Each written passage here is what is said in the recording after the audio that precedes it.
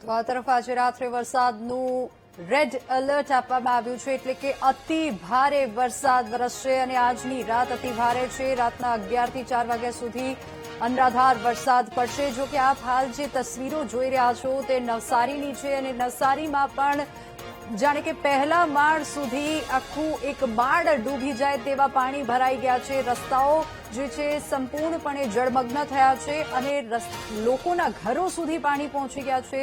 જનજીવન ઠપ થઈ ગયું છે અને હજુ પણ હવામાન વિભાગે નીચાણવાળા વિસ્તારોમાં પૂર આવે તેવી સંભાવના પણ વ્યક્ત કરી છે.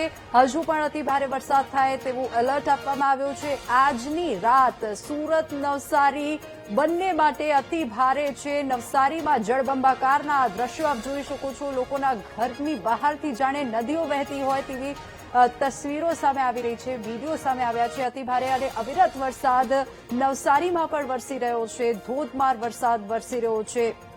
એક ધારે વરસાદ વરસી રહ્યો છે, જેના કારણે આ પરિસ્થિતિનું નિર્માણ થયું છે. તમામ નદી નાળાઓ છલકાઈ ગયા છે. નદીઓ બે કાંઠે વહેતી થઈ રહી છે અને પ્રવાસીઓ જે ત્યાં સુરત નવસારી ડાંગમાં પહોંચ્યા છે તેઓને પણ સાવચેતી રાખવા અપીલ કરવામાં આવી છે. આ સાથે જ રસ્તાઓ પર પણ લોકોને હાલાકી પડી રહી છે, કારણ કે એક તરફ ધોધમાર વરસાદ વરસી રહ્યો છે તો બીજી તરફ ભારે પવન ફૂંકાઈ રહ્યો છે. નવસારીથી આ તસવીરો સામે આવી રહી છે, જ્યાં રસ્તાઓ બ્લોક થઈ ગયા છે. સંપૂર્ણપણે રસ્તાઓ પર પાણીનો જમાવડો જોવા મળી રહ્યો છે અને અવર જવર કરવા માટે અનેક રસ્તાઓ બંધ થઈ ગયા છે. જાણે કે આખું જનજીવન ઠપ થયું હોય તેવી તસવીરો સામે આવી છે.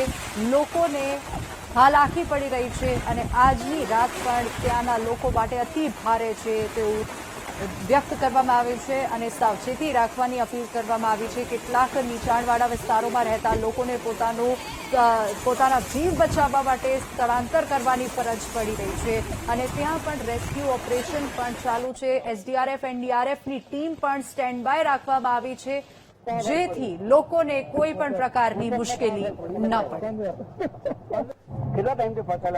તો એનડીઆરએફ અને એસડીઆરએફની ટીમ દ્વારા પણ સતત સ્ટેન્ડ બાય રાખવામાં આવી છે, જેથી કરીને લોકોને કોઈ પ્રકારની મુશ્કેલી ન પડે.